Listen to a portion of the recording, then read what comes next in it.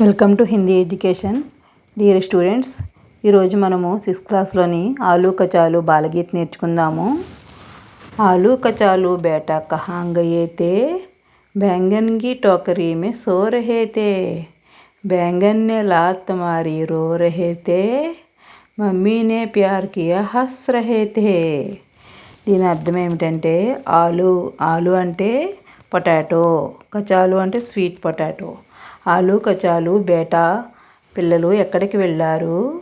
బెంగన్కి టోకరీ మే, బెంగన్ అంటే వంకాయల యొక్క బుట్టలో, సో రహే తే నిద్రపోతున్నారు. బెంగన్నే లాత్ మారి, బెంగన్ ఒక తన్ను తనితే, రో రహే తే ఏడుస్తున్నారు.